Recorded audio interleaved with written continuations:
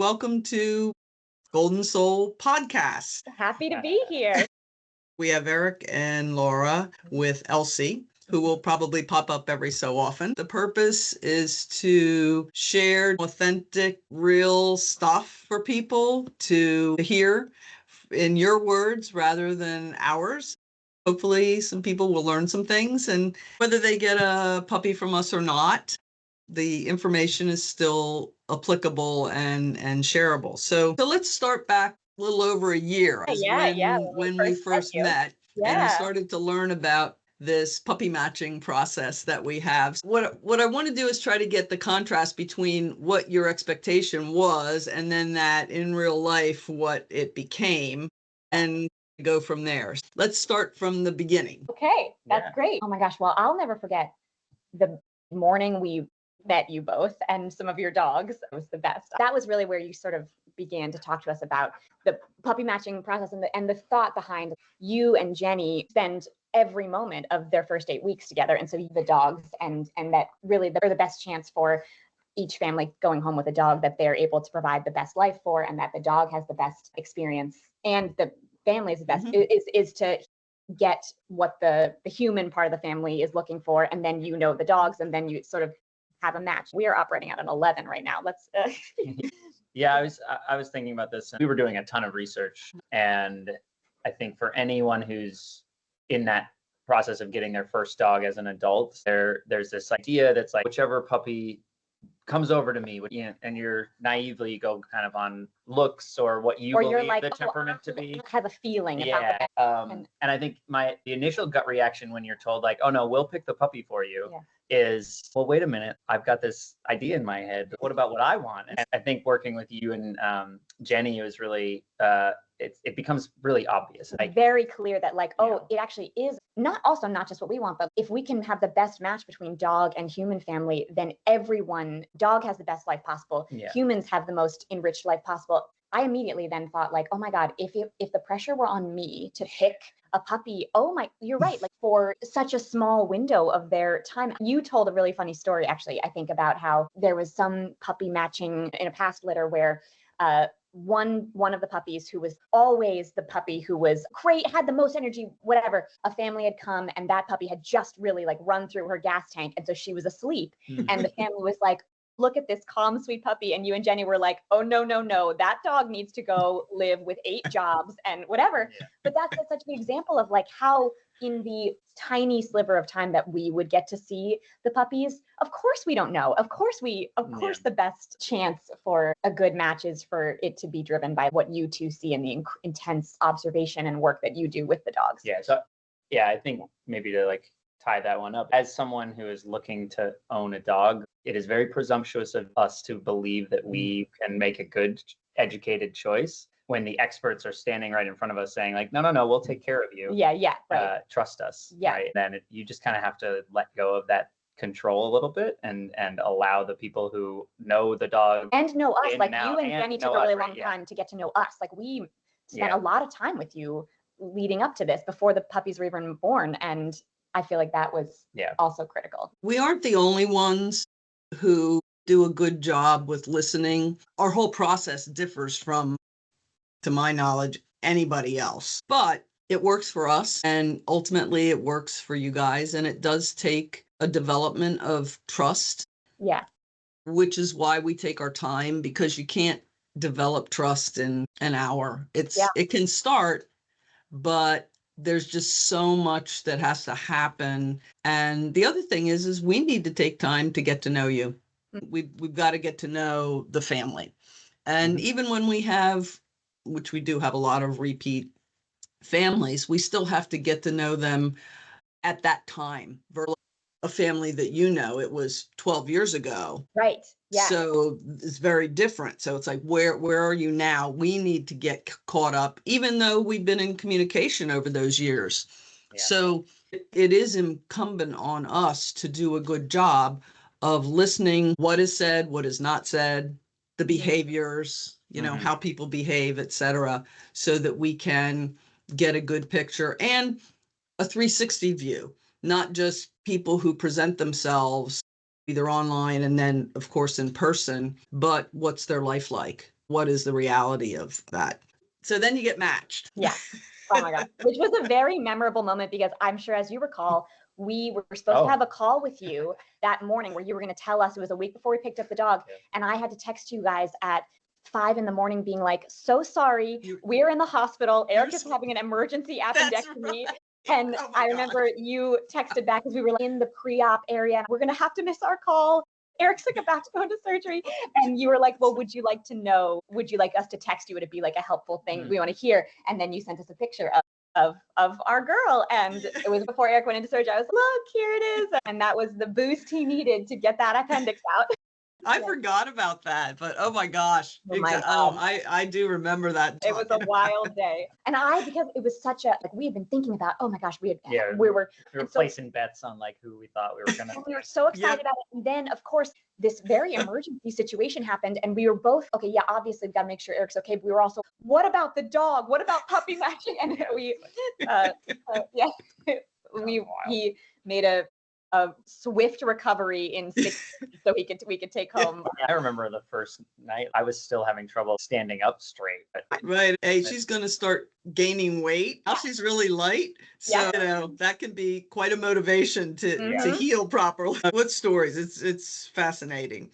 So once you're matched, and that's of course a couple days before the 8 weeks when you're doing pickup. So it's very close to that time. And then we switch over to the puppy raising. Once you have the puppy, there's stuff before then. And then there's the afterwards. What do you think helped you? And you can talk about it, the information exchange and discussions and visitations.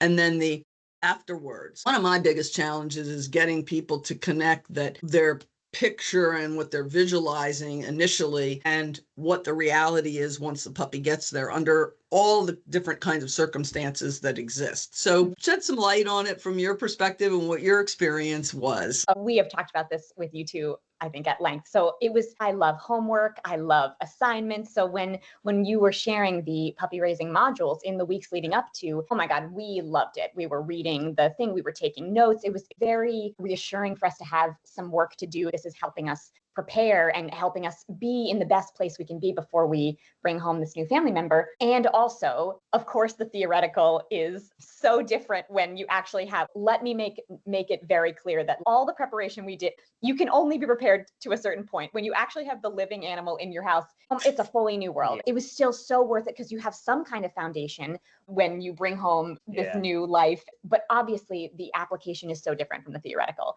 I also think that probably for me, some of the most helpful stuff was in the modules. You asked us to agree on certain rules, say like, okay, so we are going to be like, here's the schedule we're going to keep to, here is how we're going to, here are the words we're going to use for certain behaviors to train. Here, we are not going to allow the dog on the couch, or we are having an agreement. That was so critical because then you have some scaffolding and you're like, oh, remember we talked about this. We talked about this was going to be the thing we were going to do if this happened.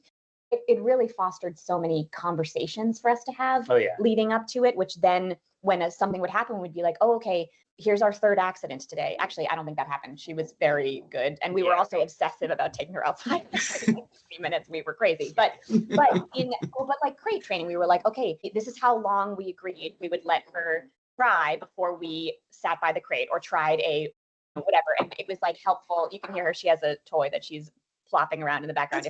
I think that was really helpful, like having so many conversations and being on the same page. I think it was also nice, both of us, when we went into this whole process, we're going to be so we were delusional. It wasn't, I don't think it was delusion. It was like, we don't want to be that family gets a dog and doesn't put any thought into the whole process. Yeah. It was so nice how when we were presented with all of the modules, it was like, this is what we need, right? This is the mindset that we're already in. And now we can actually get some education from an expert to kind of help go with our already decided, like we've already decided we're going to take it very serious. So seeing that in the very beginning was like, all right, Nancy and Jenny mean business. Like this is, which also helped. This is what we're doing. Like we had found the right, like that we were getting a dog from the right people because you took it so seriously. It made us feel like everyone here is on the same team, which is the dogs wellness and the dog safety. We've wanted a dog forever, but because a dog's not just something you get like a new pair of shoes, we had waited a really long time, and we're like, okay, is this the place that we are in our life, that we have the space for it and we have the time for it? And so it was, I think we, in the very beginning, even before doing research and finding you, it felt like a very huge privilege to be like, okay, we're ready to add this new family member to our circle of love. It was very helpful then to receive resources. If we're going to take a crack at this, and of course we're not going to be perfect, but let's do everything we can so that we are as ready and as resourced as possible when we bring home this life who didn't ask to live with us, right? Like, we are the ones who are like, come be part of our family. And so it's our duty and it's our responsibility to give this dog the best life and the most joy and the most stimulation. She didn't ask, she didn't pick us. Like, we were like, come live with us. We can give you an incredible life. And that is like our job. It's a privilege, and it's like it's a job. Yeah. That's a good way to characterize it. I'm sorry, go ahead. So I know that, like, the question, it's interesting. This question spans like such a long period and then we bring her home. Oh my God. And then throw everything all out of the it window. out We the were in a window. full panic for like 3 weeks. But like a full But loving also- panic. We were like euphoric and so adrenal. Like, I think I've never, my heart rate like tracker on my watch was like, wow, you're at like 160 beats per minute at 5 in the morning. What's going on? And it's like it's the middle of winter. We have the picture of her in, I think, in Laura's arms. Yes. And I have it as like my phone wallpaper that pops up every like once in a while, and it's like, oh my gosh. She was Do you remember? Like, she was fully like conked out because she had the most stressful ride home. 20-minute of ride her home. life. Oh my God, poor babe. And then but almost I feel like almost immediately, it was just amazing to watch her in that new space and how resilient she was. Yes. And like right off the bat, it's the best. Yeah. And when I think about those first 2 weeks, all we did was look at her. Like, all we did was watch her and watch her walk up to things, watch her. You have to be so present because for her safety, right? Like, you can't ever take your eyes off her, right? She's a baby and she doesn't know what to put in her mouth.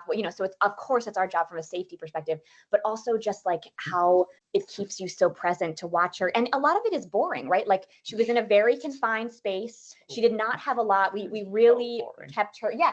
But we would sit in this little penned off area in our kitchen on the floor and just like sit and watch her and touch her and pick her up for like hours every day, and then be like, oh, let's go outside. Oh, it's like a soup of a time in my memory where we didn't leave the house. We were just home. But honestly, the saving grace was the schedule. If there was one thing from the modules that is like critical, through mission critical. Almost like, I would say we haven't done it in, we stopped doing it maybe at like what, 5-6 months old. Yeah, stopped keeping it so strict, or shifted it, basically. Shifted it, right? Yeah, but those first, like, and we had 12 weeks, it was just like, and you had on the fridge. We have a whiteboard here that still has the Elsie project titled at the top. It was where we were writing Nancy. People would come over and they'd be like, you're doing too much. And we were like, you don't understand. We were writing down every pee, every poop, the timing of it, until we could track patterns. When she napped, when she got up, when she ate. And it was the data part of both of us. It was very helpful because then we could look at the whiteboard and be like,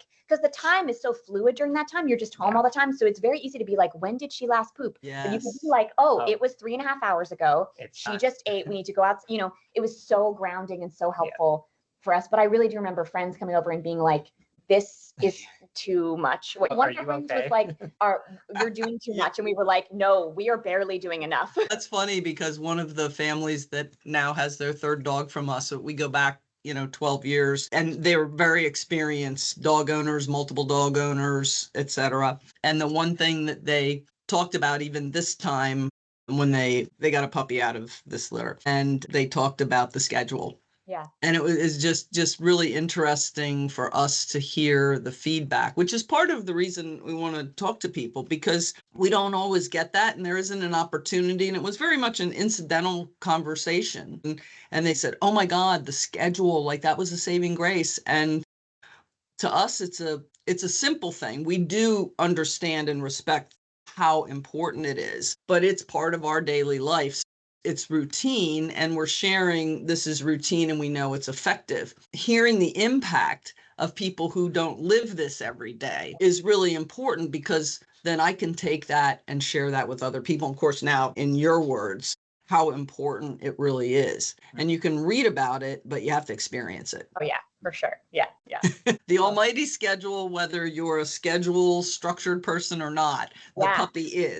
Yeah. And like she still is, right? Like, yeah, she still is. it's just different, but it's you know, different. we don't have to track it because it's not as because it's part of our life. It's not as now. to the half hour, right? But she's a creature of habit, which is also like part of her feeling safe, that she knows what to expect every day. She gets up at this time, we go for a walk, she eats at these times. Like her body, her system is incredibly regular, and I feel like it's an indication that we are giving her the structure that she needs. She knows she's on a clock, and she's, it's not unpredictable, which not good for any sort of living being, I don't think. Well, it does help in a lot of ways, especially when it comes to a health issue. And I know when I have to take a dog to the veterinarian and the times that I've had to go to the ER, to be able to say boom, boom, boom, boom, boom, and just give them that whole bullet, and they're like, okay, you answered all my questions plus a few extra ones. So it does help in other circumstances. Other question I have is, so she's 8 months old, a little older than that now. You've had her for 6 months. Kind of amazing. How have these 6 months been? What kinds of things have you been doing? What have you taken from the parenting part of the program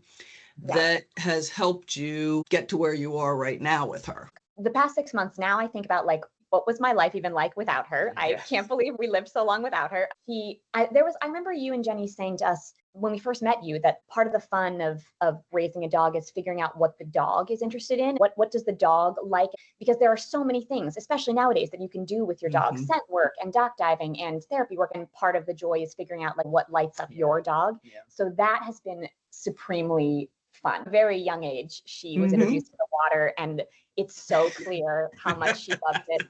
And now every week we're trying to figure out, how do we let her swim? How do we in this summer, right, while we can, how do we let her swim? She's still too young to be certified to work in the therapy context right now, but we see that already in her. She is just such an intuitive little lover. She goes to people in the way that they need. I mean, it's amazing. And we're still in this very like exploratory phase. Try to take I'm just gonna take some art. We're talking about you. Yes, we are. She has, so yeah, it's so fun to watch her as she matures and see like what she gets joy out of. Oh, we play hide and seek with her, and the ebullience and exuberance with which she moves her body when she finds one of us seems to really light her up. I don't know, we're still in this really wonderful. We've seen those videos of like the dogs that they send into like disaster areas. We would never have thought about that, but I think because of the way that you all approach, how are you going to engage your dog? It's like, hey, maybe there's an opportunity for at some point in her life for her to think about something like that. Or like, what applications does she have for this thing she naturally does and naturally seems to be motivated to do? We don't give her food when she finds us. It's literally the reward is that she has found us, and so it's very it's interesting. It's fun. Right now we are very, very privileged that we don't have any children right now, so we have the freedom on weekends to take her places, and we're really reveling in that. Like, I know that is not the case for all, but we're really loving just sort of being like, okay, what can we do that is fun with Elsie today? Like, oh, this like this weekend, this weekend she's gonna swim. She's gonna swim 3 nights. Yeah, she's gonna get to swim, and that makes me so happy. And yes, it's like, okay, we have to pack the towels, make sure we have water bottles. That is so fun for it's so worth it to get her in the crate in the car and drive to wherever, because then she has such a fun time, and it makes us so happy. I think all of that is a long way of saying that these past 6 months have been sort of an exploratory watch her and see what she likes to do, and then figure out how we can enable that. I think the other thing is like, after you get through that like first period where it's really you're locked into the dog, and it's not about your schedule, it's about the dog's schedule. It can be easy to kind of take for granted, like, oh, you know what, we've been working with her, like, you know what, I need to take a nap on the couch. What you find out is when you do that too much, all of a sudden you've got a dog who's like kind of crazy. What is going on? Why is she like this? And then you remember, oh no, we met her needs. I haven't met her needs. And so you have to kind of keep in the in the forefront of your brain. You need to do obedience with her. Like every day we need to Every work day, on this, yeah. right? Yeah. Every day she needs to get like to run some amount of energy Yeah. out of her system. And that doesn't go away just because she is able to have a little bit more unstructured free time. Yeah. Right? You still like have to provide all of that outlet for her. Yeah, it has been such a good exercise for us in terms of being a team to see, okay, well, is someone really tapped out? We've both gone through periods where like one of us is not feeling great. Yeah, And it's yeah. like, And then you know, the other one has Yeah. to step up and the other one's because like, the dog has needs that need to be met, you know? And then other times where like I'll be on the walk with her or Laura's on a walk and she's either not moving, like she's being kind of obstinate, she's Yeah. being a puppy, Yeah. and we'll like call the other, all right, where are you? Yeah, let's come. All right, I'm coming. Like, yeah. let's tag team this walk because Yeah. obviously she Yep. needs some added incentive. Something Yeah. else. Yeah, we look at our time with Elsie and we are thinking about our own family and how it's going to in the evolve. future. This feels like pretty good practice for Oh, like a yeah. lot of the stuff that we will have to deal with at some point when we have our own kids. Yeah, like right? the idea your needs are secondary, and being a team, it is possible to have a puppy, to raise a puppy by yourself. And also I think that when I look back on that time, I'm so grateful that there were two of us, especially in the very beginning where you're getting up at night and you're getting up at 5 or 4:45 in the morning. There were days where one of us would take a nap during the day and the other person would be like, okay, I'm with her. And that was so helpful. And it's not to say that you couldn't do it alone. There are people do it alone and they are incredible. And I also think that I remember thinking, wow, I'm so grateful to have a teammate at this moment. Even just someone to be like, oh, are we doing this right? Like, I don't know, we're doing our best, but are we nailing it? Maybe not today. Maybe today was only like a 3 out of 10, but tomorrow we're going to show up and try again, and we'll see how it goes, you know? As you're talking, my first Golden, which was not my first dog, but I got her when I was in graduate school in anticipation of a full-time job after graduating. And I always said that Brandy was my first child. And it does carry through exactly what you're saying. It does give you that sense of what changes would come with a child, and that sense of responsibility and pride and joy. We do have some other couples who wanted the dog first and have now had children, and it's a decade later and it worked really well for them. It doesn't mean that it has to be that way, but it does work that way. So that's one thing I was thinking. The other is I want to go back to the joy of finding you guys when you're doing hide and seek. So tracking. If you go on YouTube, our channel, there are some videos of Tracker and Sky doing tracking and finding their people. And I know there's one there where Sky, who was just joyous in finding her person. And it was very simple, but a big hide and seek game out at a farm, right? That could be one channel, might not be all the way to search and rescue, although we train with some people, not for that, but that it's basically the same. And then there's a lot more sophistication for the things they do. There is tracking, and that's just a lot of fun to do. And there's ways to do that. Memorable moments. You've talked about nurturing her potential and how has she impacted your life? And I think my question and then the life lessons, that they're kind of bundled into a sort of a philosophical, and I'm going to use the word spiritual. My definition of spiritual is not religious. It's just different than physical, right? So anything evolving in that arena for you guys, because that's always extremely intriguing to me. What you can't really put your fingers on, but there's this sense of something. I feel like the biggest thing is this awareness of energy. Before Elsie, like I don't think I ever really thought about, like, every once in a while, like if Laura and I would be talking, I was being a little reserved. Okay, what's going on? And then at that point, it's what am I feeling?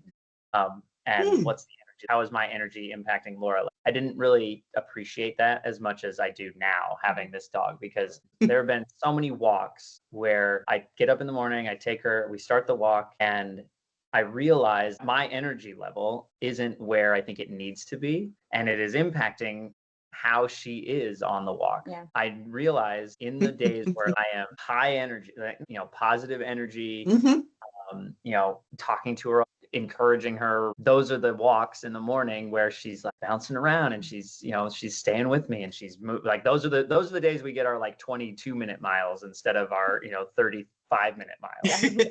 Okay. Yeah.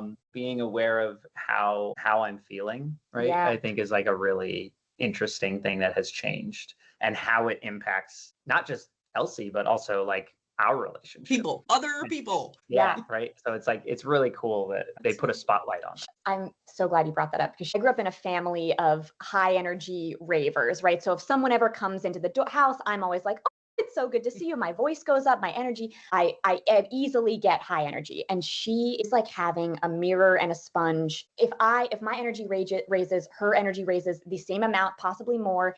Like having an external version where you can be like, wait a second.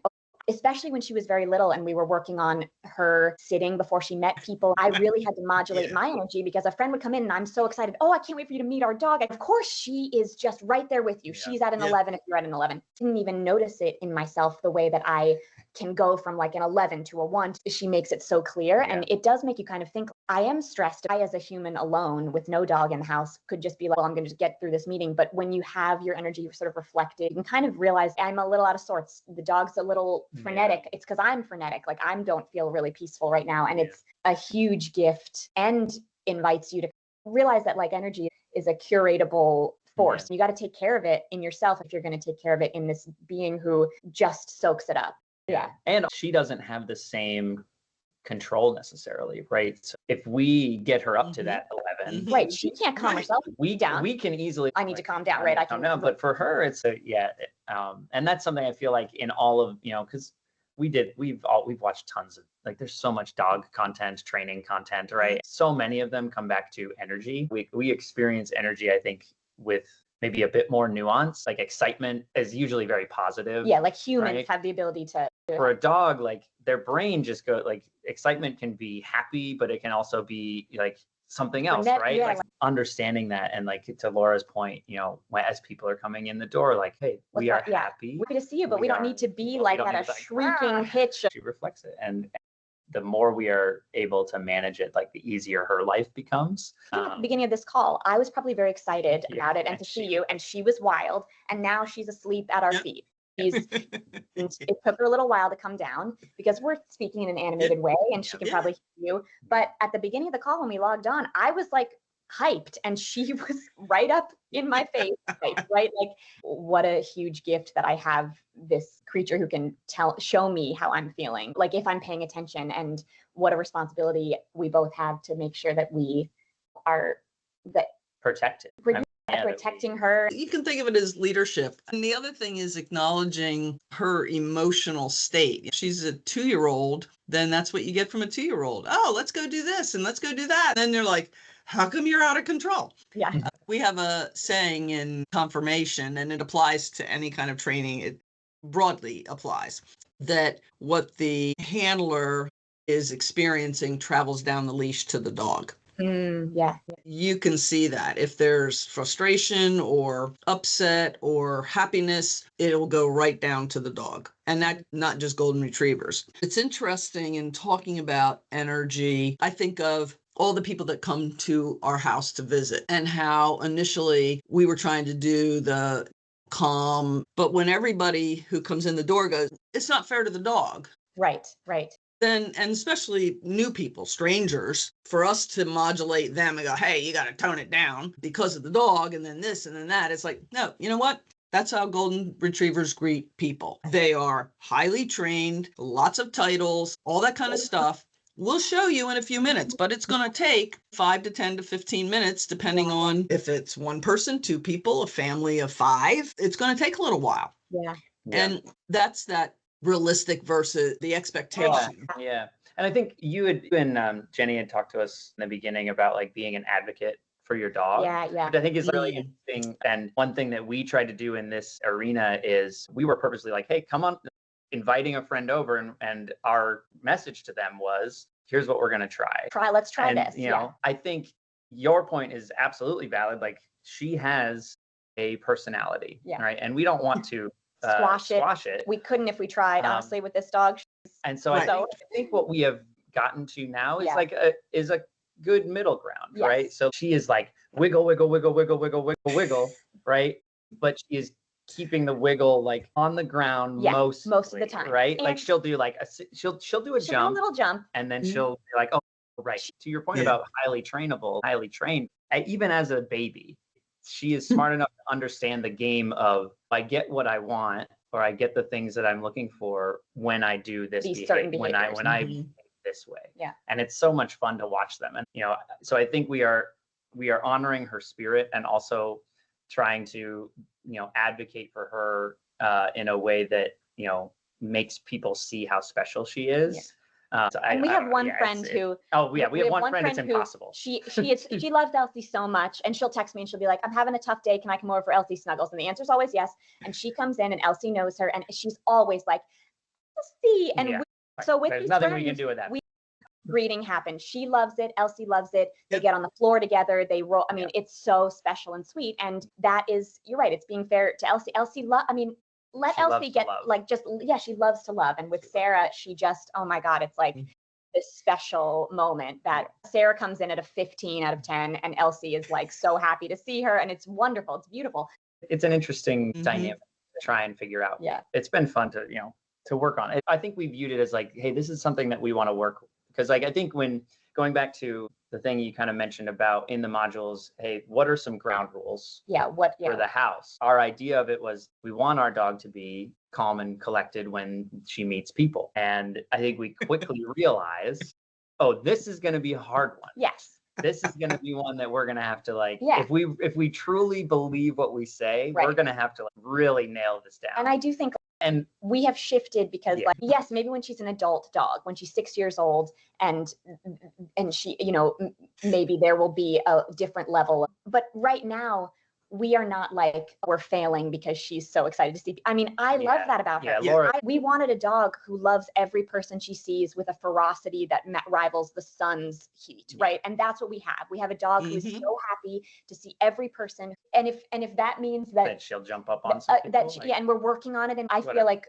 it's a work in progress. I think that was another thing we talked about before we got on this call when we were talking about like life lessons and things she's taught us, is patience and forgiveness, not just with her, because it's easy to be patient with her, we have found, than it is to be patient with ourselves. We're never really mad at her. She's awesome, right? She messes up, but she's a baby. Had this idea, if we're going to get a dog, and we better nail it. We better thread this needle. And that is, of course, impossible because we are fallible humans. And so we'd go to bed after a day with her and feel really down, feel like, oh, we missed this opportunity to do something good with her. Especially in the beginning, is crate training going the way it should be going? Is potty training going the way it should be going? Is she stimulated enough? I think it took us a while. And you and Jenny said, on one of our first like check-ins, you were like, hey, dogs are resilient, and you are not going to mess her. Like, we can see that you're not going to ruin her. It took us a while to have that kind of patience and gentleness with ourselves,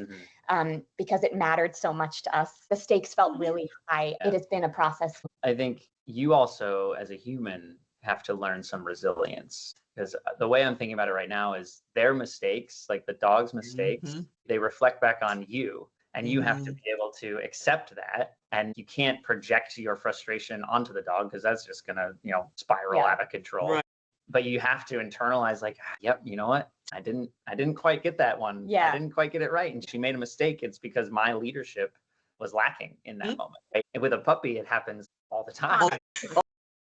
It's humbling. It's humbling. You're like, wow, I am not crushing this. And of course, we grew up with dogs, but neither one, as an adult, we've never had a puppy. And so, not had a baby either, right? So like, it's just mistake after mistake, and trying to pivot and learn as fast as you can so that you make a slightly better choice the next time. Maybe that's my biggest one: resilience. Yeah, and being comfortable with your mistakes and your failures, and saying like, you know what, okay. I've got another chance right now to do something better. Yeah. Right? So let's. I mean, that's a place where you think about dogs are in the moment. They're just in the moment. And so something that happened 2 minutes ago is gone for them. Not that they don't remember things, they do, but it's that happy dog that's like, oh, you just yelled at me. Oh, well, it's 2 minutes later. My learning was, how do I catch up with them? Yeah. Mhm. How do I let go as fast as they do Yeah. so that I can join them in the present and enjoy them Yep. Yeah. and Yeah. enjoy my relationship? That's a lifetime lesson to practice. It doesn't matter if you have one dog or the baker's dozen that we have. It's still, how do you get yourself? I think what I hear you saying, Eric, they're resilient. They're in the moment all of the time. Mhm. Human beings generally aren't. That's why there's millions of dollars invested in books and, audio tapes, because it's how do you, be here now. Yeah. So I think that's a lesson that we can learn every day and practice every day. Not, intellectually we know it. It's the practice part that matters. Any other life lessons popping up at this time that I mean, it might take a while. She's 8 months old, it could take I a know. couple years does. before some other ones. More to learn, Are there any green shoots coming up in addition to what you've said? The gift of how they take you into the present, which is what you just said. They're such present creatures. And I think as a human in our world today, we're all tied to our phones, except when we got her, our screen time went way down. We're not watching TV the way we used to. And it's amazing. Yeah. Because if you're not with her, you're going to miss it. Like we would talk about, like there would be, especially in the very beginning puppy phase, things change so fast. You have a couple days where you're like, I don't know how I can keep getting up this many times at night and getting up early. And then suddenly 3 days later, she's sleeping through the night and we're already in a different stage. And so there's this preciousness about savoring and being present with her, even in the mundane everyday. Like there are moments pre-puppy, I was never sipping my coffee outside in the backyard watching anything, right? And now, like, I'll take my coffee outside and just like look at her. She's not doing anything. She's sniffing around in the grass. She's exploring. She looks at a bird. She looks up at me to see. But like minutes will pass out there, and I'll be like, oh my God, I'm doing nothing but just like looking at my dog, and it's like a weirdly lovely moment. This was the most peaceful 6 minutes of my day where I just watched this thing that I love. I feel like dogs have such an ability to bring you into the present all the time, and it makes them so incredible as therapy creatures. I was texting my younger brother, who's also a dog nut. As I was texting it, I was realizing that she makes my life better every day. There's nothing I did to deserve this. I feel emotional just talking about it. Like every day I wake up happy to see her. Every time I come home from anything, I can't believe I get to see this like perfect being that she's not perfect, that I just love. She makes our lives so wonderful. I don't know. It's a love I feel like we don't deserve. And all we can do is try to give it back to her every way that we can. I just think she's the best. Maybe that's going to evolve into the lesson of accepting the love that you don't have to work for it. Yeah. Oh my God, Nancy. Wow. Love that we don't think we deserve. Oh man. That's how dogs are. It's like from the beginning to the end. I want to give you a word, awe, not awesome, awe. And Brene Brown talks about a lot of different feelings that are unique to themselves rather than a category of joy and happiness, etc. But what I hear you describing is more of an awe of nature, and a dog is nature, as well as, they're not human, but they're living. It's serene, but you get a different feeling from that state of awe. You can read about it. That's what comes to mind for me, because I like to take my coffee out with our gang when it's light out at 4:45, or if it's dark out at 5:10. I'm out there a lot. They're going to the bathroom. Yeah. Who would say that's awe? It's a peaceful time. Where's the moon? And what's the cloud cover? There's Venus, planet. But things that can pull you into that awe stage. This is life. Yes, there's work, but there's something else out there that we're living in and just walking through every day. But the dogs are out. Tang will spend time staring just past the fence, and she just stares and stares. What are you looking for? What is going on? And we finally figured out, we think that it's probably little baby frogs or toads. They're real tiny when they're born, and we can't really see them, but she must smell them. Yeah, sure. And we do have toads. They're around. But the kinds of things that they search out, and you go, well, that's pretty cool. I would have not even paid any attention. Yeah, totally. Yeah. So anyway, I'll share that. Awe. I love that. I think that's such a great word. It's like a state of awe. Defining it a little differently than we all use, because I overuse the word awesome. Oh yeah. So personally. Yeah, like there is awe in these everyday, like that they're actually mineable. If you had told me a year ago that I would have found immense peace watching my dog pee in the backyard, I actually probably would have believed it because that sounds like me. That's weird. No, so her sister Jovi likes to chase whatever bugs are around. Fireflies, Yes, moths.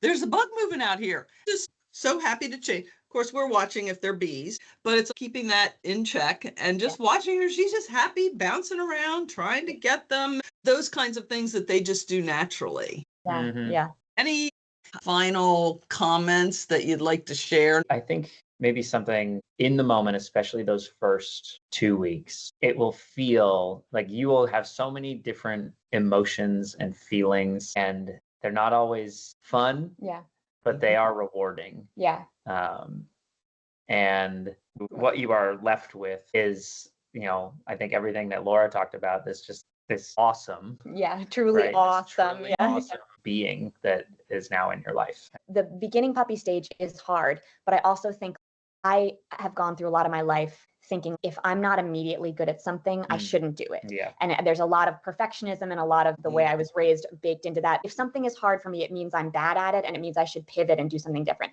And with this, it was a real moment, a long period of like, hey, this is really hard and we're struggling. And it doesn't mean it's not worth doing. It means that this is just how it feels. It's hard. It's not even that you're not doing it wrong, because I'm sure we were doing a lot wrong, but like that something's allowed to be hard and you're allowed to give yourself the time to get better at it. You're never going to be perfect at it. We are never going to be perfect. We're going to miss things and be learning the whole time. But like that's the game. It's not the destination of, oh, nailed it, perfect dog parent. It's the process of always trying to, and process of having a family member. I'm not a perfect partner to you, but that I want, but I like this relationship. So like, let's keep getting up every day and trying, right?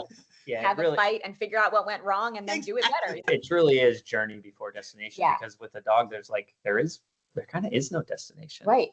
You're just constantly on the journey, which is kind of really amazing, right? Yeah. There are very few things that's life. Yeah. Right? Yeah. And also I think a huge joy for me has been sharing her with people. Like as a person who didn't have a dog for all my adult life, I was always the person who was, can I pet your dog?